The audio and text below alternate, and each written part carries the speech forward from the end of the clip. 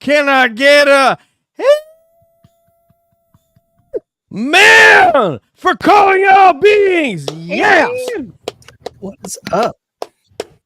I'm your host, DJ, and you see what kind of beautiful peoples I got surrounded with right here. To my, I guess he's to my left, to my right. Yeah, my left hand, right. We're doing the Brady Bunch. Look down. Where's Marsh? Money Nathan, the co-creator, executive producer, who done produced every damn thing you see here. Money Nathan. Hey, what's going on, guys? Happy Tuesday. It's a whirlwind of a week here, and this is going to be an awesome show. So thanks, everybody, for joining us tonight. We're really excited to get into it. Yep. Oh, hi. And guess what? Julie's in the chat. Hi, Jules. Hey, what's up, Jules? You're early. Maybe, do you have a mimosa? I don't know.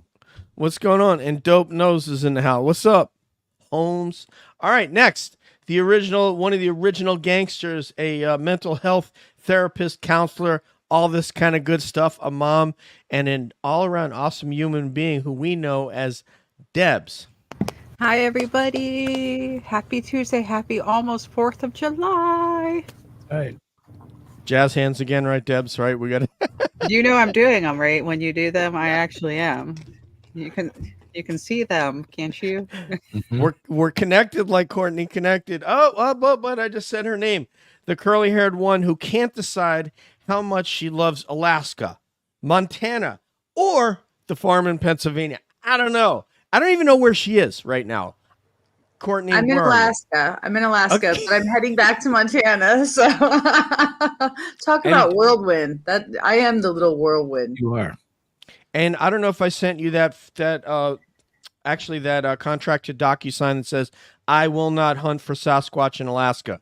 Please, if you just put your electronic signature on that, that way Nathan, Debs, and myself, we know that you're going to be safe if you wait until you're in Montana or Pennsylvania to look for Sasquatch. Is that fair? I'm going to go find Jim, down in Colorado and do my safety Sasquatch, down there. But I will say, when I've been here, I've seen 5 bears just around my house. So yeah, and one little cub was here just a couple of days ago. I put that video up on Facebook. He was trying to get into the car. So he is a naughty little black bear.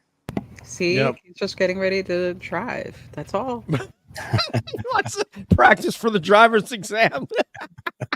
Driving schools are all the rage of these days for 16-year-olds, apparently.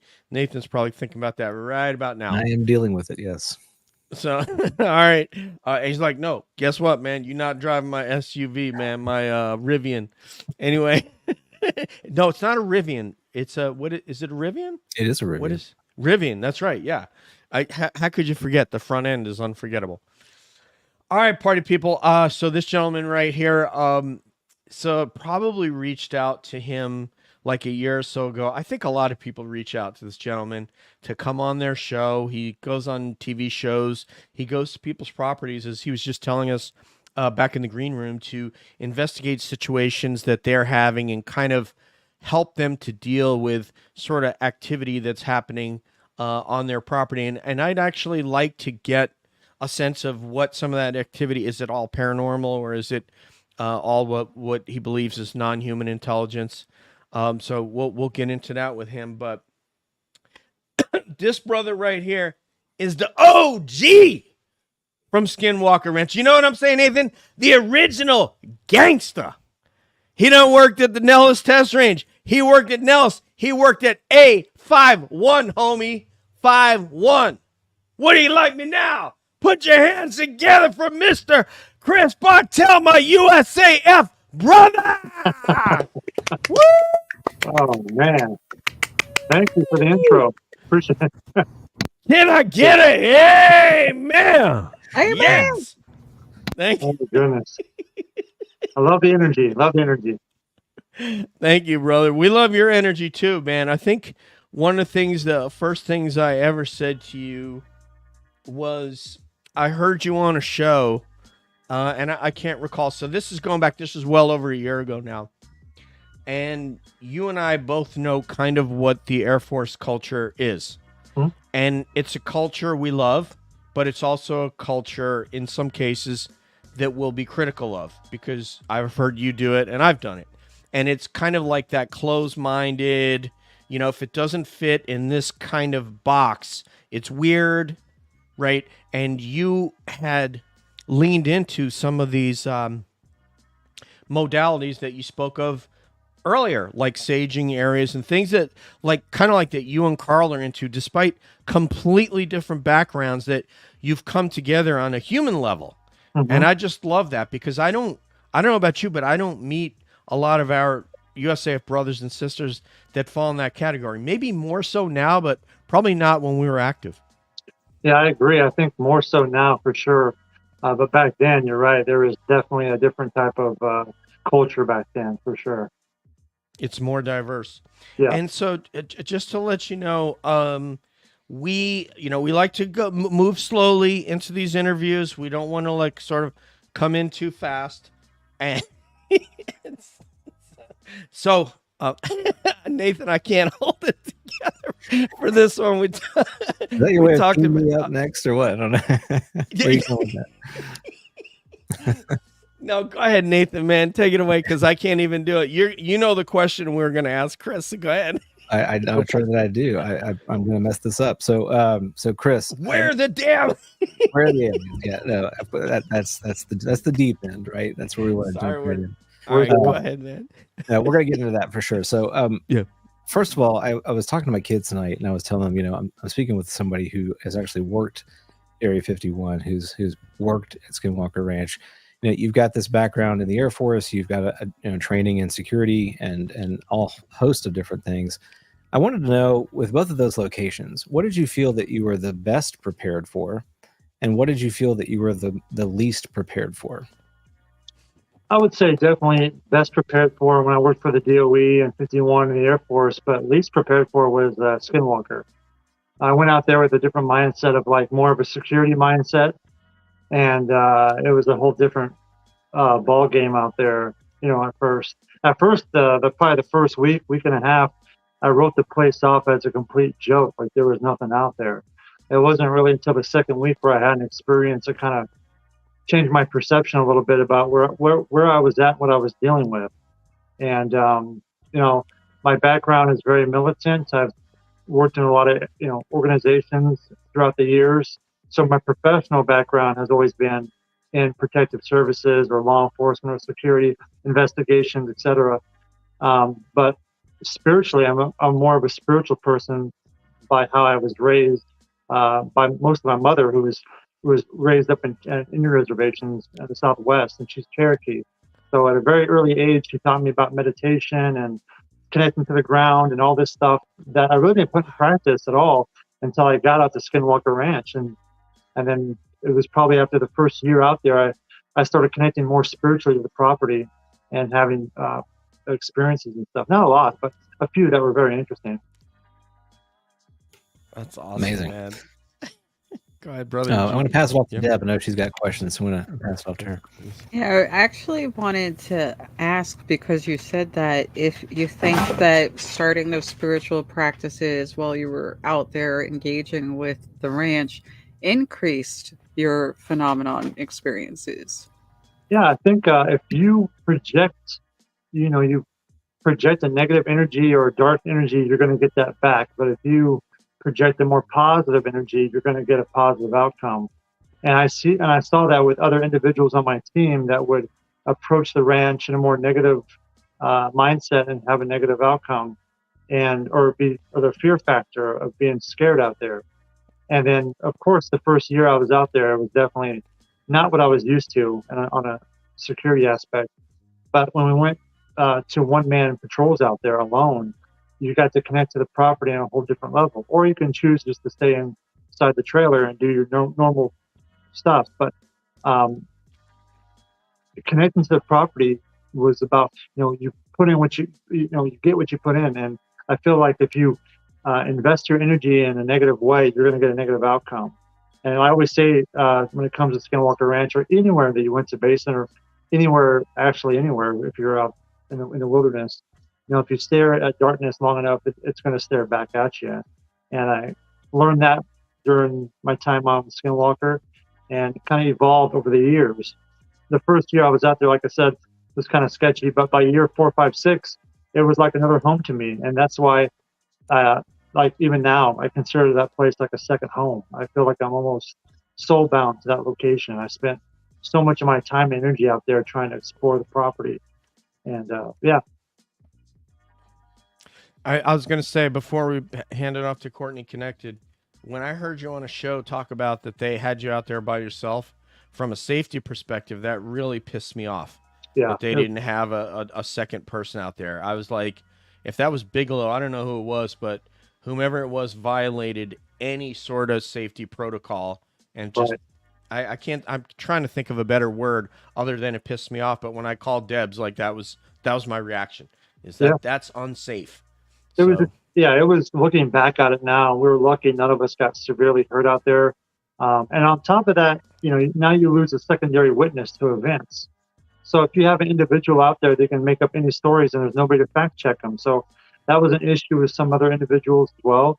Not everybody, but also you're right. The safety and security was a lot to put on your shoulders out there for 2 weeks, because not only we were in charge, I think there's a big misconception that we were just security out there. Well, for Bass, we were a lot more than just security. We were the ones conducting the investigations of Skinwalker Ranch.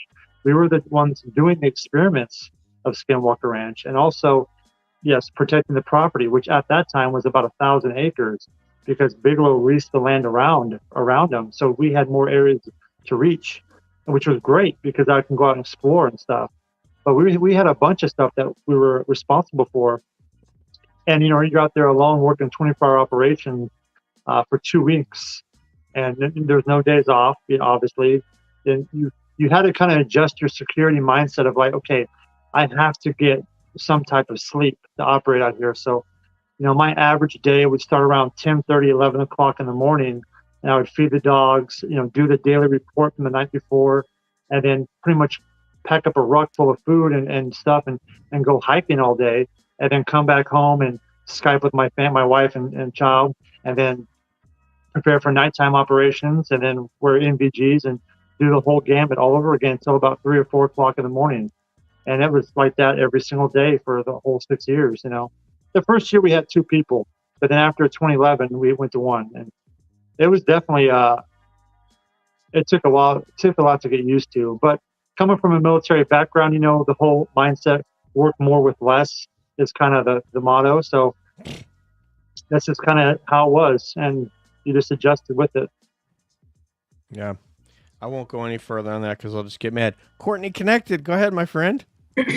Hey, Chris. I'm just so excited that you're here tonight, and I have so many questions, but I know I'm not going to get to ask all of them. So I wanted to ask one that's probably pretty unusual, but a lot of times you hear from people like remote viewers, people who are in SRI, things like this, that they would sometimes get precognitions, before they go in for targets and things to actually do remote viewing. So I'm just wondering, did you ever feel like you had some kind of like precognitive awareness when you were on Skinwalker Ranch? Because you are more spiritually minded, this is why I'm asking this. I know you're open to it.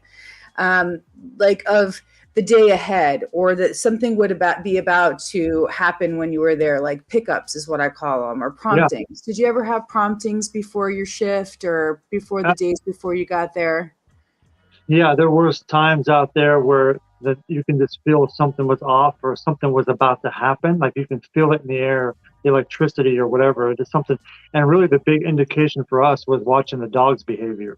If the dogs were acting really suspicious, that kind of put me in a mindset of like, okay, what am I going to encounter tonight on patrol? Or what are they seeing that I'm not seeing? But yeah, there was times where almost like a sixth sense, like something was going to happen. And sometimes things did, and sometimes things weren't. But we also, while I was out there, we conducted remote viewing experiments for a small limited time frame out there. and which was pretty fascinating. At the time, I wasn't sure what it was until years later. I found out it was a remote viewing experiment, and we never got the results of our experiments, which I always thought that was kind of bizarre. But yeah, we did that for, I talk about it in some other podcasts, but there was a time for a couple of years where I would sit in a lawn chair inside Homestead 2 alone with a list of questions and EVP sessions, and ask questions and try to make some type of contact with whatever's out there in hopes to have some type of, I don't know, conversation or what. But looking back at it, I tell people that and they think it's crazy, and it was crazy back then. But like I said, you kind of just adjust with that. But yeah, you're right. There were some times where it felt like something was off, and then there's sometimes where there'd be a dead silence on the ranch, like not even a bird. And it felt like you were walking in a void, basically. It was very bizarre. So, and other times most of the time it was just normal ranch behavior, nice out, birds are chirping, dogs are playing. But there were overlapping times where something strange was going on, for sure. Trying to document that was very, very hard. I want to get we got a couple good questions from the chat, so we want to get those in. This is our chat moderator, Julie, the brilliant one. And if you can read that, Courtney. Chris, do I remember you finding petroglyphs at Skinwalker Ranch? I never found any petroglyphs at Skinwalker Ranch during my time. I found lots of artifacts, which was my big focal point the whole time. I really believe it's the indigenous history that holds the key to a lot of this stuff. I believe specifically at Skinwalker Ranch and places like Blind Frog Ranch and throughout the basin, when you find locations that have known paranormal activity, you don't have to look very far to find evidence of occupation, that there was people going out there for a long time. And specifically at Skinwalker Ranch, I found areas out there, areas of interest with abundance of artifacts that I used to have a map of the property. And every time I found an artifact, I would take a picture and a GPS location of that artifact. And I was discovering that there was a connection between people having experiences or some type of event, and nearby was some type of area of interest or abundance of artifacts. So I believe it's the indigenous history, frequency, energy, and vibration that's displaced naturally in the environment. And then when we walk around out there, our frequency, our energy kind of taps into that. And if you're not prepared for that, you can have a negative situation or a positive situation. And for me, it was more of a positive situation. I almost felt like I was being guided to find some of this stuff because it was ultra important. But to my surprise, I was documenting the stuff on the daily reports for a while. And then I received an email one day in all capital letters to stop reporting the artifacts, that it wasn't important. And it really pissed me off because I was like, no, it's absolutely important because it's hard evidence. And this is how important that evidence is. I found a couple artifacts, one in particular in the Eastern Valley that dates back to the Paleo Indians. So we're talking 10,000 years ago. So for 10,000 years plus, there was people naturally drawn to that location, and at Blind Frog Ranch as well. And it might be the magnetic anomalies that were there from a leftover meteorite that hit through the whole basin. It creates this magnetic interference that James Keenan, a buddy of mine who is a researcher out there, he discovered these magnetic anomalies using magnetometers and stuff. And it's from these meteorites that are displaced throughout the whole basin. But the indigenous cultures back then probably learned about these places and maybe saw some type of manifestation of orbs or some type of maybe natural phenomena that they viewed as spiritual, and they evolved with that, and they connected to the land and they stuck around for a while. I know specifically across from Skinwalker Ranch, there's a location where people used to go there and perform ceremonies and do like fire dances and stuff like that, and do like sweats and stuff and have spiritual experiences, and they'd watch the valley of Skinwalker. So all these places are connected, and it's the indigenous history that's connected to all this stuff. And that's really my focus about a lot of this stuff. And I'm still learning too about, talking to tribal members. And I met with some people in New Mexico who reached out to me, and I've been working with them to do a little more understanding of what it all means. Because I think it's the all indigenous ways and those cultures that had it right. They were truly connected to the earth and the universe, versus we are very disconnected in society now. We're totally opposite. And we're trying to, I think all of us here are trying on that path to get back to discovery and understanding of what we call the phenomena, what they just consider part of their culture. So it's very fascinating for me. So this last trip to Utah, I was able to take my sons with me and let them experience and tap into that frequency as well. So it was great. This question fits perfectly. This comes from Dope Nose in the chat, and just in a second here, we'll shout out everybody in the chat. But Dope Nose, Nathan, please, would you read that one, sir? Sure. It says, pure speculation. Does Chris feel the Native Americans utilized the property because it had special properties, or did their focus on the land cause it to become special? I think both. I think they discovered these locations that had some type of magnetic anomaly that they may have felt naturally drawn because these people were connected to the earth. So it's almost like being guided to these locations with the magnetic anomalies that's in the ground. And then over time, their energy gets invested into the environment as well. We're talking, thousands of years of these people being there and operating the land. Was it just because of it was good hunting grounds or abundance of resources? Possibly. But you can feel it when you go out to these locations, especially in the Uinta Basin, that history is just there everywhere you go. And I really believe that's a big indicator for a lot of the stuff that's been reported over the years. I'm not trying to say that my narrative is the answer to everything. I'm just saying it's an added layer of many layers when it comes to the Uinta Basin. There's a lot of stuff going on out there. But for me personally, I believe it's the indigenous history that's the key to all this stuff. And not just there, but other locations throughout the United States that have, like the Bradshaw Ranch or Stardust Ranch or Mount Wilson Ranch. I was just at Mount Wilson Ranch last year, a year and a half ago. And once again, massive amounts of artifacts out there, what we consider evidence of occupation. And I'm actually working with a guy now out of Utah named Chris Roberts, who this is his forte, this is his background. And he's helping me validate a lot of the artifacts I'm finding at these locations and dating them. And some of these go back thousands of years to the Paleo Indians and to the Desert Archaic Indians, which then became the Fremont and the Shoshone and everything. There's evolution of humanity that was there, evolving with the spiritual aspect of these locations. So it's super fascinating for me.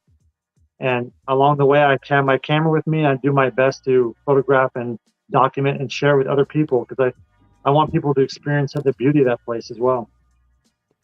And Duncan, we'll get your question in there. And so that question was basically what came first, the chicken or the egg? And the answer is we don't know. We can only speculate. And guess what? That's why we're here, because it's fun to speculate about the phenomenon, right? Hold your applause till the end, please. So thank you, Lasso. I don't know if we've had you in here before. We'll get, I think Chris sort of just answered your question. If you can tag on to that, I think, right? Didn't you answer that you have you had those artifacts dated by anybody? Yeah, yes. by Chris Roberts. He's actually a trained professional in dating some of these artifacts, and he's been kind of helping me with like not school, but teach me as well. Like a recent one that I found at Blind Frog Ranch is a northern side notch arrowhead point, and there's a graph that shows the timeline of like Paleo, Archaic, and then modern, basically. And this arrowhead fits in the 7,000 year mark range for Desert Archaic, which is fascinating. But basically, he's my go-to guy for a lot of the stuff, and he's been doing this his whole life. So it's something that I've been doing since I was a young child. My grandfather out here in Kansas was really big in the native cultures and stuff, and he would take me out on Sundays to go look for arrowheads. So he would get permission from all the local farmers and ranchers, and we walked the creek beds in their properties in the fall, and we would find stuff. And he acquired this huge collection over the years, and he donated half of that to a nearby college, and then I got the other half when he passed away. And so in my office here at home, I have it all shadow boxed and documented, and it's just fascinating to me. If you think about the people back then, for me, it's super fascinating because you think about the culture of individuals, of humans back then. They're investing their energy in making stone tools or weapons, and then using those to take the life force of an animal and then to feed their families. It's a whole cycle of energy displacement, basically. And I feel like some of these artifacts hold that energy. You can feel it. There was a time at Skinwalker Ranch where I literally said out loud, "What do you want me to show them?" And I walked about 20 feet and I found a perfect white arrowhead point that dates back to the archaic period. And it looked like it was just made that day. It had been laying on the ground for years because it was almost stuck to the ground when I picked it up. So I feel like there's a consciousness connection to some of this. Like, I really believe, specifically at Skinwalker Ranch, if you're not a genuine person, you're going to get exposed and you're going to get your card pulled. I really believe that. And I don't know. I keep saying that the ranch, it's crazy. It's crazy for me to see like there's a TV show now about this stuff. Yeah. It really is mind blowing for me. It's like, it's cool because I have so many memories out there and I get to see it on TV and I can smell the sage when I watch the show, and I miss the desert sunsets and all this stuff brings back memories. But also it's great because it's bringing people to the basin so they can experience some of this native culture that's out there. And it's everywhere. It's a McConkie Ranch, McKee Springs, up at Blind Frog. It's just an abundance everywhere, it's just, I think it's great for people to go out there and connect. I was going to say, I just looked up Blackwater Draw, and they're around that same time period, about 13,000 years ago, with those artifacts. I thought you dated them by looking on the back, and it just said made in 10,000 BC. That might be one way of doing it. Yeah, I mean, I don't know if they say that on there, because that way we don't even have to go hire somebody. We can just go, look, see, it says it right there, how old it is. Yeah. But anyway, it's amazing. So I asked this question of your colleague Thomas Winterton. Yeah. I didn't get a denial of it, or maybe I got an I don't know. You cabbies might remember, but I'm curious what your observations have been relative to any sort of Bigfoot or Sasquatch activity in and around even the general area that you're aware of, or was there any, in fact, sightings while you were there? I never had a sighting, your typical Sasquatch sighting that people report. But while I was out there this last time, I was talking to James Keenan about experience. I was talking to Chris Roberts about an experience that I had on the ranch in the wintertime. And he was kind of like, hey, that might have been like a Bigfoot. And I'm like, well, I don't know, but maybe. I guess I'll talk about it here. It was in the wintertime of, I think, 2013 or 14. I can't remember the exact date. And the dogs would normally go on patrol with me everywhere, what time, rain, sleet, snow, weather. But this night I did a patrol to the East Gate, and there was very limited of where I can go because there was about a couple feet of snow on the ground, and we have some igloos at the East Gate that the dogs stay in. And so I go to the East Gate to just do a check to see, make sure nobody's messing around up there. And the dogs stayed there at the igloos because it was warm. So I walked back to Homestead 1 to call it a night. And as I'm approaching the gate to walk into Homestead 1, I get this sensation of like a wet dog sulfur smell, like really putrid smell, like almost like rotting flesh. And I remember kind of looking towards the east, towards Dog Run 1, or what they call Bait Pen 1 now. It was dark, super dark, but I felt like there was something more dark there, standing there. And it was big. And I couldn't really make it out, but I could feel like there was something dark there. And then in the darkness, and I got this really bad feeling like something was watching me. And I just went, nope, not today. And I went right inside Homestead 1, turned the lights all off and kind of sat there on the couch with my gun on my lap, just waiting to see what was going to happen. And then eventually went to sleep. But something was weird about that event. And the dogs weren't with me. If the dogs would have been there, they would have probably smelled the same thing. Or maybe that's why they stayed at the East Gate. I don't know. But I definitely felt like something was there. Well, I explained that to Chris, and he said, hey, that's kind of typical of Sasquatch experience. And I'm not very familiar with it. And I was like, whoa, that's interesting. It's interesting. It definitely was weird because it was, nice and cold out.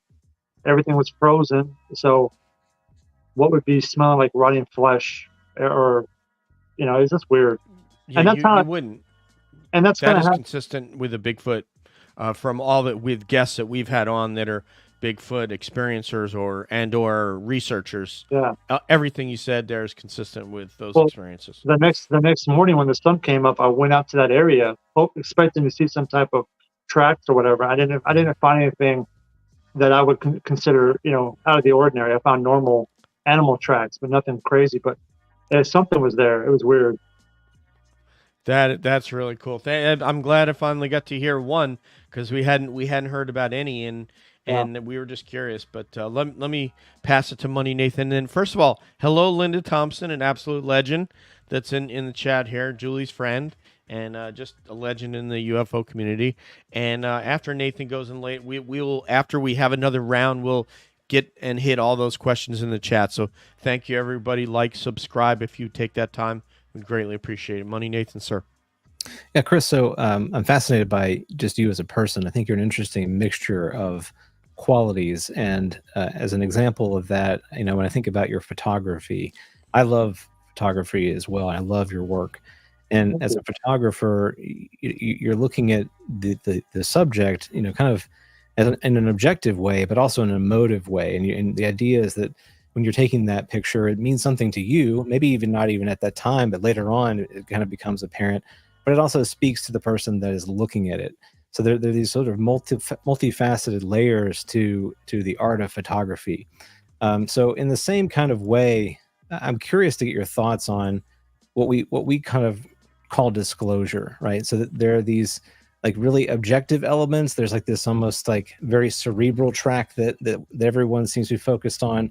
Let's find the craft, let's find the bodies, let's understand all the nuts and bolts in the science. And then there's this other track, and you kind of hinted at this a little bit, this consciousness track that is less understood, but almost like re-emerging now in the 21st century. We're rediscovering our connection to the way the world really is, or the way nature operates, are reconnecting with that in a way. So I'm curious, like when you observe this entire sort of narrative as it's playing out, how are you feeling about it? Do you think that it's going in a good direction? Do you think that it's going to bear any fruit? What are your takes on the entire kind of disclosure process? That's a good question. And nobody's really asked me that before, but I don't know. When I take a step back and look, I always try to ground myself on my professional background, work at some of these locations. And I think maybe disclosure is about an individual's path to awakening or evolving spiritually. I think that's the key for this conversation, is to have these deep conversations about the possibility of something outside of our realm of reality that we're not familiar with, and helping us change as individuals and operate more on a positive frequency. I think that's the key to a lot of the stuff. If people understood that the amount of positive energy produced on a daily basis is what springs your celestial spirit forward into the future, I think the world would be as a whole a different and more better place to live. And if we were doing that, if there was a species, let's say an alien species, that wanted to make contact with us, that would be the time to do it, when you have a society that's truly connected spiritually. And that's where maybe the native indigenous histories that talk about the star people, maybe that's why there's stories of them being contacted by something outside their realm of reality, because they were deeply connected to the earth and the universe. So as far as I think that's kind of my perspective of the more spiritual side of the house. Because when I got to Skinwalker Ranch, I didn't really observe the sky that much, because I had a pretty good idea of what was already out there. But also, if you just observe the sky, you're just an observer. You can't control what's out there, so you're just interpreting what you can see. Versus the ground is where my focus was. And I treated the ranch as like a crime scene. I wanted to find some type of evidence that connected the phenomenon to people's experiences. But I think there is a positive way that it's going, to answer your question.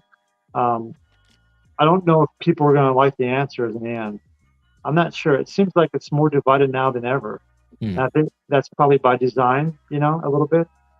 But yeah, I really don't, I'll be honest with you, I really don't follow the UFO narrative that much. I mean, I read about it, and I state, but I don't really invest a lot of my energy into it, because it's so diluted. I really focus my energy on the facts of it, the native cultures and what they were discovering. And that's kind of my focus. Yeah. Well, I think that's really great to hear. And it makes me think you might be a little skeptical of kind of what might be an official government announcement of some kind. Yeah. It's not like it comes out of that. Yeah, I'm always skeptical of government, period. And I've been working for the government for 26 years. You know? And oftentimes I get called like a CIA shill or something. And I'm like, well, when people ask me questions, I answer honestly. And sometimes they don't like to hear what I'm saying. But, you know, all the years I've worked in some of these locations, I've seen some very impressive technology, you know, obviously. Some of that's coming out to the forefront now. But never have I ever seen anything where I stopped dead in my tracks and said, that's an alien aircraft, you know, or alien. I've always said, that's very impressive tech. And I'm glad it's on our side, basically. But DJ probably understands that as well. You know, air power, global dominance is really the objective. Global reach, global power, global control. That's really the objective of the U.S. government, and they'll do anything it takes to ensure that the United States is ahead of everything. And that includes psyops with, you know, these overlapping layers of deception to mask our technology. And I think over the years, some of the stories or UFO mythos that we've all grown up to love have maybe spun its own web that nobody's protected from, including government officials or people in Congress. Because for the last 70 years, all of us here have been raised on alien UFO pop culture, and we all want to believe. I mean, I do. I want to believe. But I think some of that programming has infected different layers of government as well. And they've used their power to try to peek behind the curtain and then realize there's nothing there. But then nobody wants to admit there's nothing there because there's too many egos involved, you know? So what do? You double down and say, yes, it's aliens. Well, if it's aliens or UFOs, then roll them out. What are we waiting for? I mean, I don't understand. It seems kind of bizarre to me. It's like, and if there's aliens here or have visited, I kind of like the theory of maybe a drone type alien craft landing here millions of years ago to observe an extinction event and collect that data, like the dinosaurs being like that type of technology was left over. And I could see something like that. You know, I kind of believe that. But as far as daily visitors, I don't know. I mean, I stay open to it all. I'm not saying it doesn't happen. People have reported it. So I don't know. It's kind of a weird background that I have, which gives me a different insight than most people, I guess. Well, many things can be true. You know, you've seen some amazing tech in the places that you've been exposed to some of that. Yeah. And there's also some areas where the government wouldn't fly craft that they have been seen, that you just wouldn't fly them over suburban areas because you're exposing that technology in ways that wouldn't happen. Right. And then also the people that you and I and everybody on this program here know that have the most insight, like Lou, like Chris, like David Grush have said, some of this, what we're displaying to you is not tech that's ours and is not something that we have the ability to do yet at this point. So I think it's a mixture. There's a mixture of everything that, like you said, be open to everything. Yeah. I think a lot of also on top of that, people make these claims, but also you find their background. They've never worked in locations where new tech is developed and tested. So they have become an outsider looking in, and the perception is it is aliens. And especially with Navy pilots or Air Force pilots, there is an ego involved. And if you see something in the skies that they don't understand, and they automatically think it's alien, or they automatically think it's, well, that's not our technology. Well, they wouldn't know because it's a need to know basis.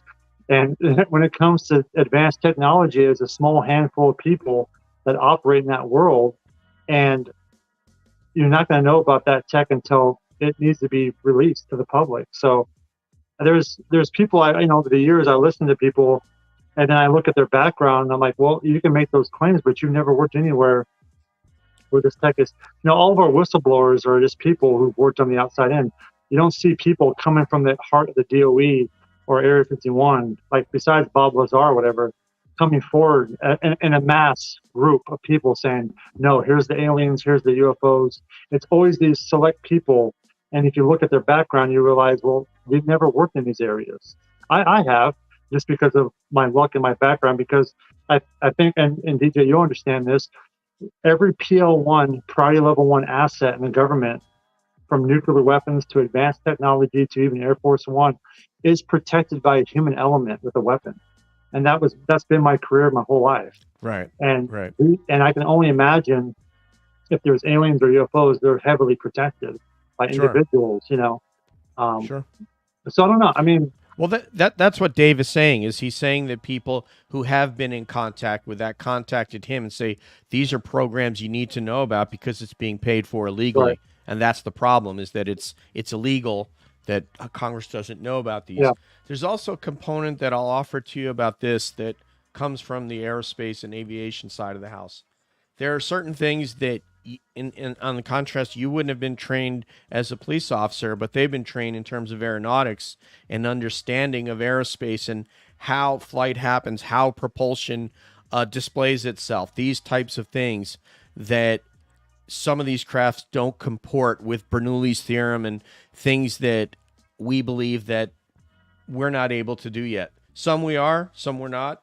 And so that's where it comes from. So there are areas of the things that you know and you've seen that they don't know, and there are also areas that they've gone through training in aerospace and aeronautics and all these that you haven't been trained in. So they're having an eye for that and saying, wait a minute, I'm seeing 3-dimensional movement at speeds that nothing should be able to do that, or that the physical body couldn't maintain itself in that type of an environment. So there's a lot of right.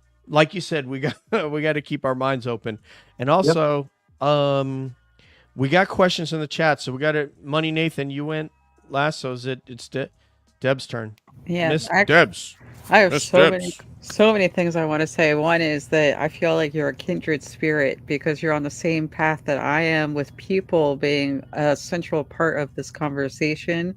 I, of course, would be curious if you've explored Shintoism, also have looked at hunter-gatherer cultures that are going on nowadays, because I think that there is a common thread, and it kind of reminds me of the Ariel School kid who said we're now getting too technologed. Mm-hmm. Like, so I feel like that is the crux of it. But the question I have real quick, you mentioned the Bigelow hasn't released his information from the research, and I really wanted to address that real quick, because sure enough, even though there's tons of stuff that came out from NIDS, the real research that was done is still not available to the public. And I know this is going to be some speculation, but why do you think Bigelow will not give the public the results from the research? I think, he's a very interesting individual. I enjoyed working with him. And I've had some good conversations with him. But I think some of the research he's afraid to release because it might be embarrassing. It might not be what he believes is real. I think the public would probably tear it apart, some of the evidence. I know specifically some of the things with orbs and dust particles that I debunked while I was on Skinwalker Ranch. He really believed, and to this day, he still believes it.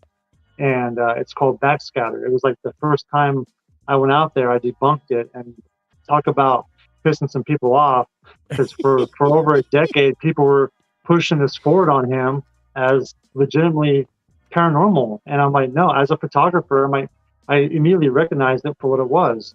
And I think that's a big bulk of his research. It also, he's kind of strange about that. He likes to hoard the information and give out pieces when he can. So I don't know if he'll ever release it, but I think some of it will be probably torn to pieces, some of the stuff, because if it's not, I think everybody is pretty much tired of, when it comes to ufology and this topic, I think everybody's tired of the single frame images and 10-second video clips. We need 30 images of an event or an hour long video of something. We need more data. We can't just keep, seeing a picture and then throwing that down as like the sword you're going to fall onto. No, that's not enough evidence. We need more evidence of stuff. I'm specifically tired of it, because people will email me stuff and say, hey, what do you think about this? I'm like, it's another still image. I need 30 more of this event, And like Skinwalker Ranch, I have probably 5,000 images of Skinwalker Ranch from 2010 to now. And if you look at my images, there's nothing on there that I would say is anomalous or out of the ordinary. I've recorded, artifacts, weird, some footprints, stuff like that, large canine or large wolf print that I had experience with in 2010 and 2015. other than that, it's just beautiful landscapes and beautiful pieces of the property. And I took lots of pictures of the skies and stuff while I was out there, and that's why I donated that whole archive to the University of Maryland for a couple of reasons. One, so more eyes can see my photography and maybe see things that I missed, you know. But also to document that timeline that's gone forever. You know, the 2008 to 2016 timeline is pretty much gone. Now there's a TV show and everything else, and that photography captures that moment of time, which I believe is probably the most important moment of time, because you had a time where individuals were out there alone, trying to figure the property out with very limited equipment. We didn't have any working cameras, like video cameras out there, and that's just how it was. But I think Bigelow did that on purpose because it forced us to connect to the property and invest our energy out there. And I think that's the key to it. I always say it's not the scientific method that matters, it's the indigenous method or the native method that matters when it comes to these locations. So I don't know. But that's kind of a long-winded response to your question. I apologize. So it wasn't pure frugality that he didn't have all these things. Right. Yeah. And maybe one day he will release. I think he should release it. I think all the data for the USAF should be released to the public. It was all paid for taxpayer money. It needs to be released. If they want to say it's a national security, like I've heard this several times now, that people view the ranch during the USAF period as a national security risk. Nobody ever once uttered those words to me that I was working out there looking for national security risks. And if so, then how come we never did a proper changeover with the new team that came out there?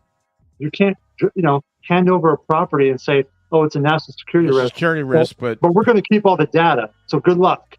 What are you talking about? That makes no sense. And this is where my frustration comes in. If there was this, like, we were just left in the blind for a lot of stuff. If there was better open communication, the project probably would have succeeded a lot better. But you had these individuals that just hoarded information and took information, like collected data on us as well. And then years later, I have to find out about stuff in a roundabout way. I'm like, this is so stupid. This is why the project failed. There was no open lines of communication.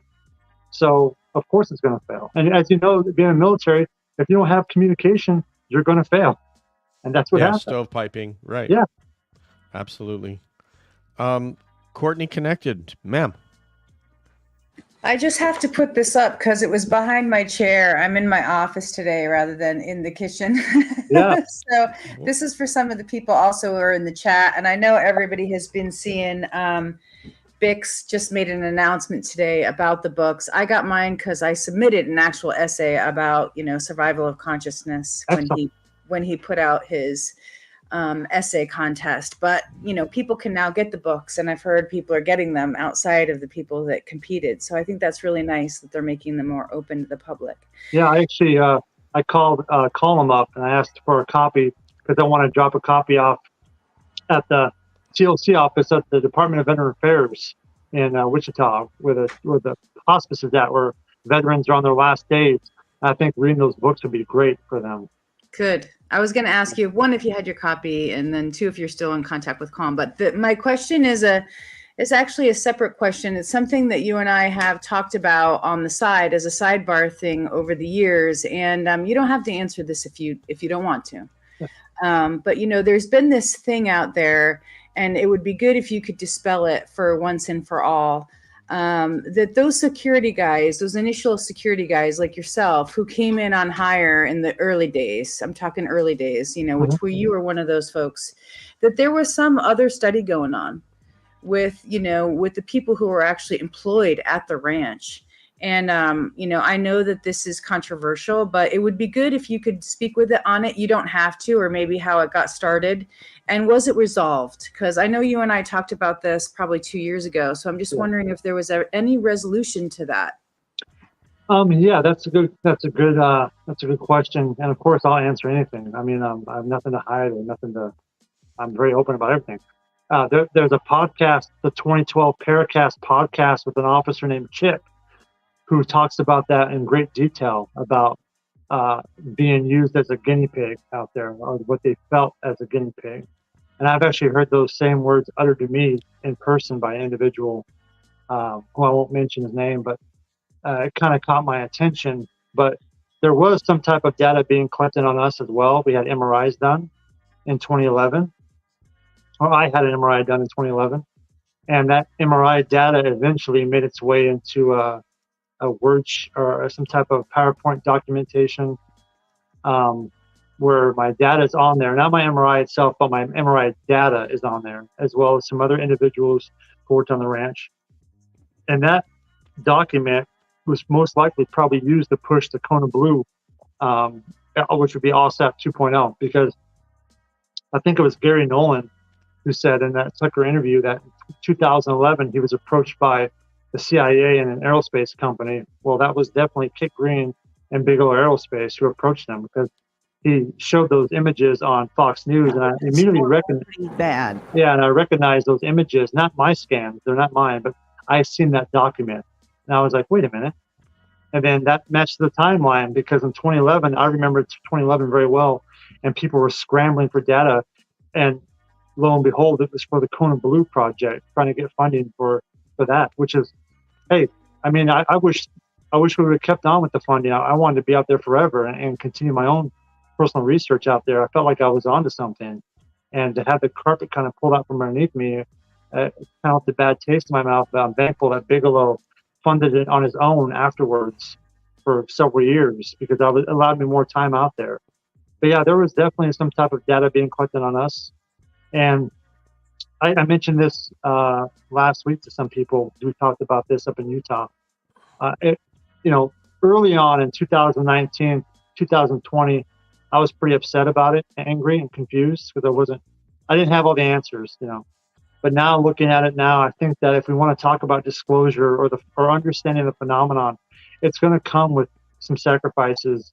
And if I was able to kind of help that push that ball forward, then I'm okay with that. I just wish there was better communication back then, and even after.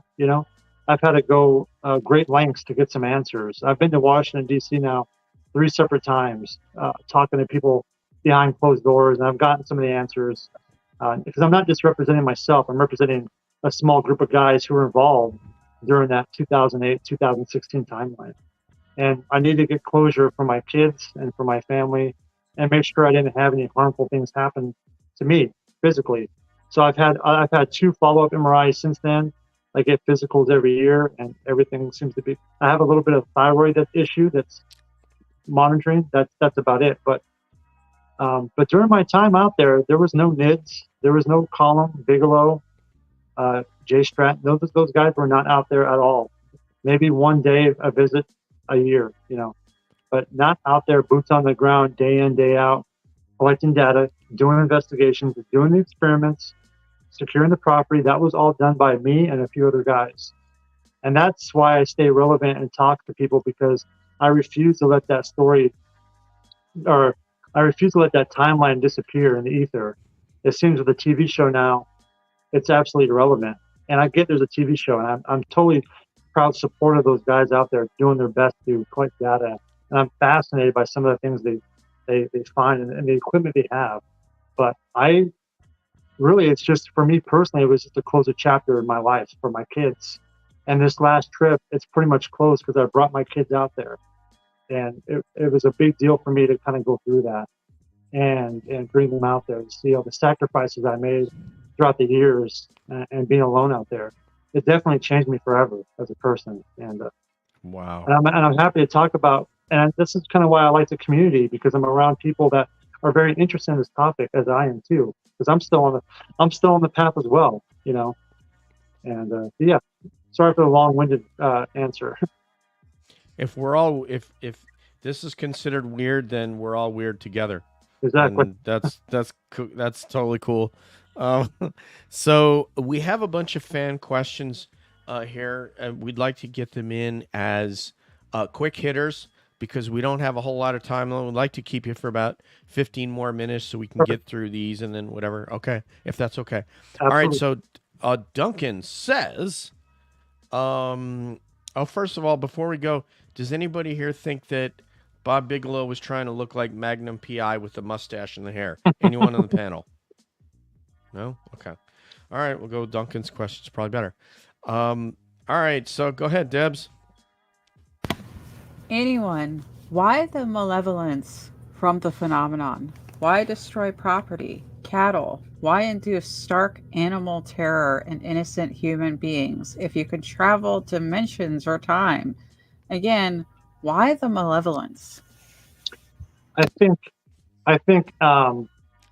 like people reporting a negative outcome, basically, or a negative experience. No. What he's talking about is why would an intelligence, if this is attributed to a non-human intelligence, I think they're asking you why would that sort of intelligence inflict harm on a cattle and hurt him that way? Yeah, the whole cattle mutilation thing. We had cows out there the whole 6 years and horses, and we never had a mutilation out there. We never had anything that you would consider like a class A mutilation. We had cows fall out from being sick or whatever.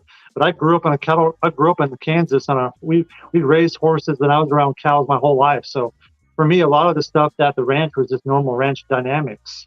It wasn't no mutilations. No, nothing like you see during the NIDS time or even now, whatever. But I don't think there is a negative NHI out there. I think that there is a consciousness, native energy that's out there, the great earth spirit, the creator, whatever you want to call it.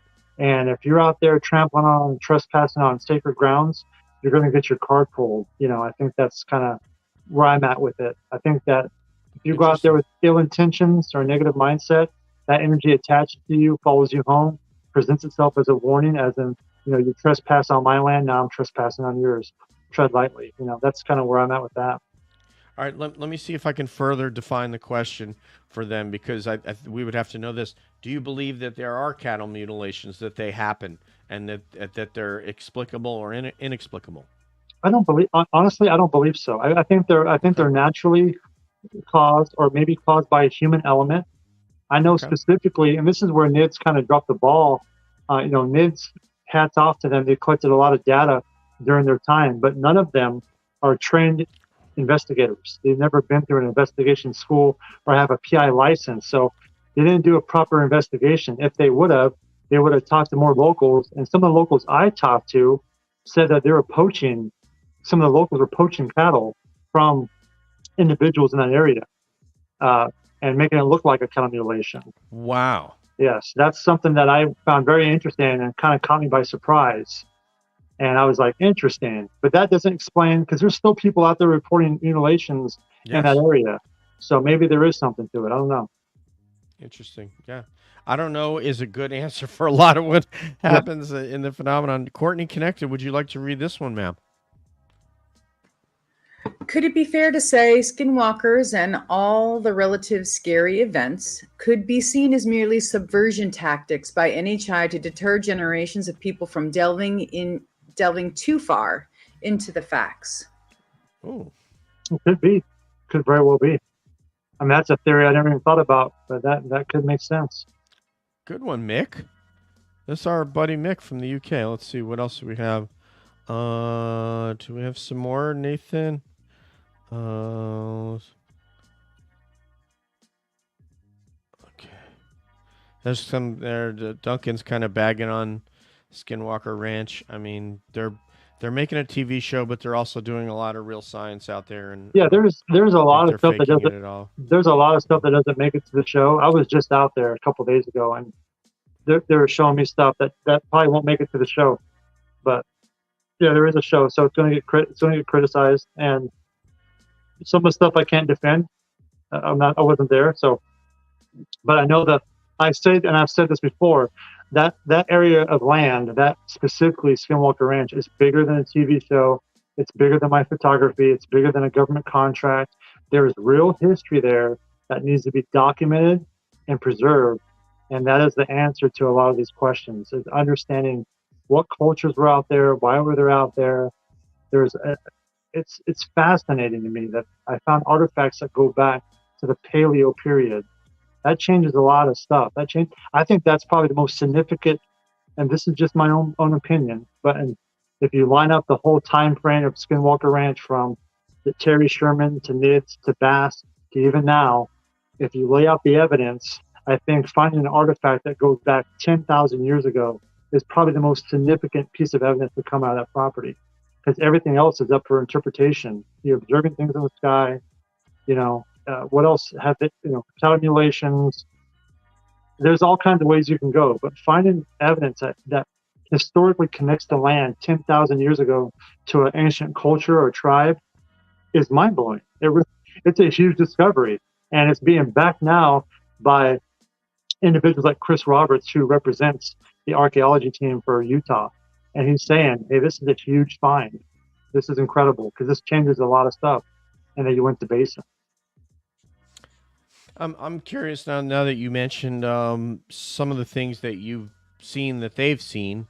I'm curious if you think, what do you make of the provocation that they use in terms of the rockets to stimulate a response? Do you have a take on that?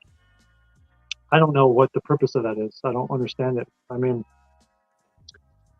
I don't know if it's just for entertainment, or we did a similar experiment. It was actually 4th of July, 2012 maybe.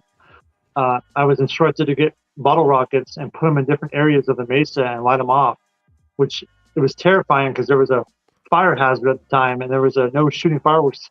Well, we shot them off anyways. I did, to see if it would stimulate activity, and there was nothing reported, nothing out of the ordinary reported. So I don't know. I don't understand the whole. I think when it's all said and done, when the TV shows are over, I'm talking in the future, the only thing that's going to remain is the history that's on that property.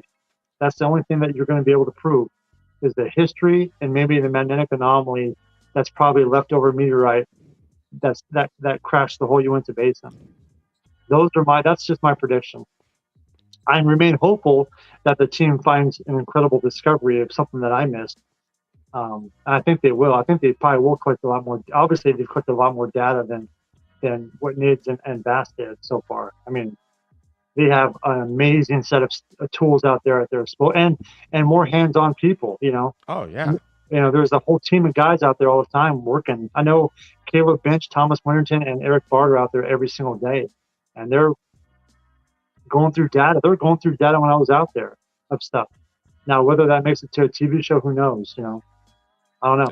But it's what he's saying there for the audience is they're actually out there conducting real science. They're not doing it just for the cameras. They're collecting data because Brandon has hired them and asked them to do that, and that's what they're doing. Yeah. So Nathan, could you read the? I'm sorry. No, go ahead. Nathan, could you read these next two and then please go with your own, sir? Sure thing. All right. So where can we find information about the artifacts? So the Skinwalker Ranch Portfolio.org is the website I think I posted. That data is going to be attached to that website. The University of Maryland's kind of helped me categorize some of the stuff that I found throughout the years. And there'll probably be more stuff coming down the pipeline that I'll release myself. Awesome. And I'm just typing that up so I can put it on screen. I know it's in your tag as well. So yeah, Julie had it in there. I just don't know where it is right now, but yeah. And so were you there when Lukatsky and Knapp and so forth visited? I was not there, but I know the individual who was there, Gene Dietz, who was the ranch manager for 20 years, who I just talked to in person a couple of days ago. We were talking about that. Okay. Yeah, that must have been a interesting time. This one right here, Marley Woods, 42 miles from Arrowhead. Saying a lot of people want to know where Marley Woods is, but anyway, go ahead, Money Nathan, sir, please, with your question.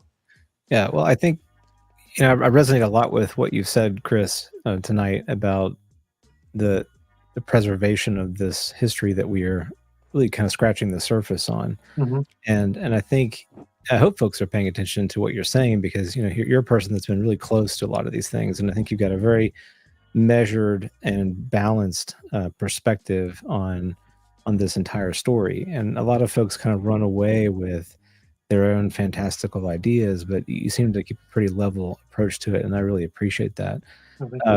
So I recognize that let's take the United States, for example. We do a pretty good job in some respects of preserving some of this ancient history. We have a lot of national parks that try to do justice to some of these places that are, but they're everywhere, right? They're all over the country, and many of them, they're not protected, they're not preserved, they're not, they're basically paved over and built on top of, right? And so, as a person that has this really strong and deep connection to this kind of legacy of humanity and humanity's relationship with the earth, are you saying that what you'd like to see for Skinwalker Ranch is almost kind of an official effort to protect, preserve, and tell the story of what's there, rather than kind of continue to poke and prod at it with sticks? Yeah, I think that's the more important aspect, is preserving that land and respecting the cultures that were there a long time ago and protecting that property. I don't think shooting rockets, if that's that's out of my realm of expertise. I'm not, so maybe they are getting adequate data from that. I don't know, but I think Bigelow kind of had the right idea.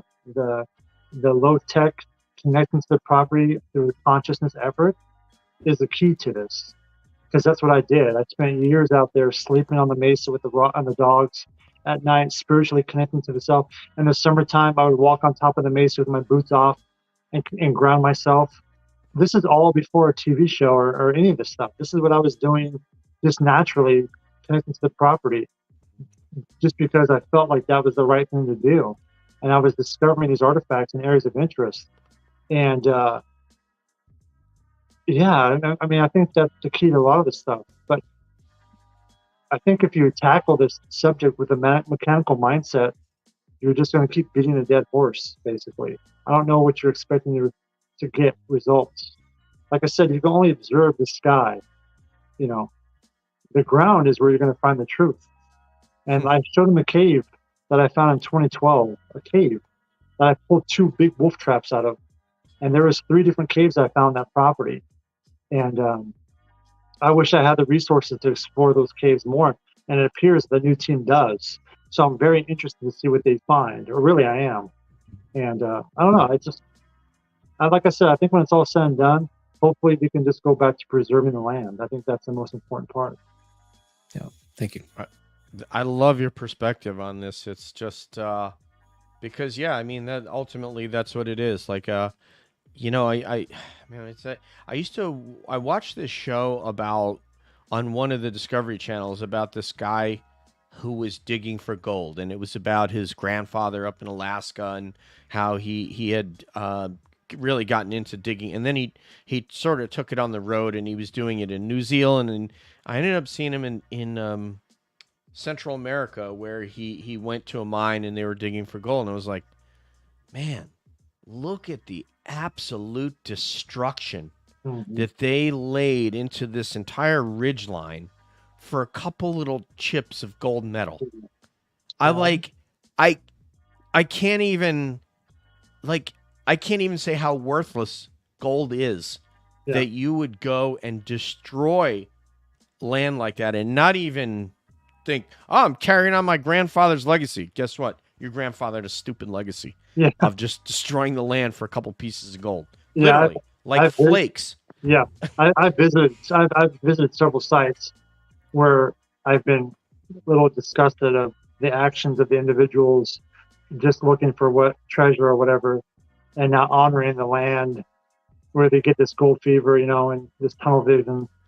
Yes. It's weird. Destroyed. I don't know. It is kind of sickening to a point. Sorry to bring that up, but it just made me think of that when you talk about respecting the land, and it made me think of that. And all of a sudden, there's those big dump trucks with the wheels that are like 25 feet high, and it used to be this beautiful area and beautiful terrain feature. But anyway, I'm sorry, I digress. Who's next? Is it Money Debs? Yes, I actually have a controversial question to ask. Ooh. I really can't resist. You mentioned Bob Lazar working at Area 51. Do you think that he has provided enough evidence, having worked there, to support what he said? I don't know. I think at the timeline, he was 29 years old, and he worked there for 10 days total. And I think before him, there was over 10,000 employees who worked at Area 51 before him. So I think looking back at it now, I think maybe he was subjected to an integrity test where they show you something to see what you're going to do. And he did probably what you're not supposed to do and run around and tell people you're working on spaceships or something. And I think that might have been an integrity test that he failed and just went with it. I don't know. I mean, I'm fascinated by his story, but then if you listen to Bob Bigelow's interview on MysteryWire.com, Bob Bigelow gave him an actual research building to continue his research back in the late 80s, early 90s or whatever. And what did he do? He just put furniture in it. So I don't know, that speaks a lot about your character. If you're getting an opportunity to continue in this work and you just use a facility to store furniture, I think that's suspect. I think more people should probably be like, hey, maybe his story isn't, I don't know. I want to believe his story, but I go back to my professional background, which is working at these locations. And I don't know, it just seems bizarre to me. But some of the things he says, I want to fully believe, with the technology side of it, Is it ours or is it somebody else's? Who knows? I don't know. Maybe we'll find out one day. People are complicated, we really are. Let me see. All right, so Julie's got one last question, and then we're gonna go with Cabby goodbyes. So, Right. were you ever privy to the purpose of the experiments they had you do? Perhaps permittivity? Is that what that is? Permittivity is affected by the magnetic anomalies and such. I love it. Julie's favorite suffixes and such. So, what's going on? Were you ever privy to the purpose of the experiments they had you do? No. No. Okay. It was kind of left in the dark about some things, which is why I was kind of confused about the whole OSAP program in regard to Skinwalker Ranch. And I had questions that I have answers for now, basically, but I'll keep that private for now. We're keeping it top secret. For so now, step yeah. off. All right, so Courtney connected, apparently disconnected, because she's having trouble. I'm hoping that Bigfoot hasn't yanked the internet cable out of the side of her cabin over there. But anyway, so we'll go with Cabby goodbyes, beginning with Debs, please. Thank you so much for sharing. I think we probably could have talked for hours and hours about what this means for humanity and that connection that you've discovered between being human and connecting to this magnetic field and what that could mean. So thank you for sharing all of that. I think that gives a lot of people food for thought. And of course, thank you for sharing your history with us. Thank you very much. I appreciate it. Yeah, Chris, Man. it's been a real delight. Just really enjoyed this conversation. Steph said we could talk for a very long time. I'm a big fan of your photography. I hope that you've got plans to continue shooting and doing displays and portfolios. I think people would love to see that. To me, photography kind of embodies some of the elements of the phenomena that we're fascinated by, and that's this. There's this moment in time, there's this objective thing that we're looking at, but it also is evocative. There's this evocative quality that is less tangible. And I feel that, in this conversation tonight, we've had a chance to experience a little bit of that evocative feeling of your experiences and what they get us thinking about our place on the earth in history, our legacy as a human species. So I really appreciate your time with us, and I hope we get a chance to speak with you again. Absolutely. Thank you very much. Yeah, my DMs are always open for conversations for sure. Awesome. Chris, there's so many things to like about you. It's kind of like where to start. I think if I were to encapsulate tonight's conversation, it would kind of be like take care of the earth, love the earth, connect to its energy, see how it enriches and invigorates you physically and mentally, spiritually, and I think if we can follow that example, all of us, what you're doing, I think we'll be better off as people and be better custodians of this planet. You know, it exists with us, and we need to synthesize with it instead of thinking I'm me, I do whatever I want, and this thing is here, and I just drive around on it, and I don't care about it.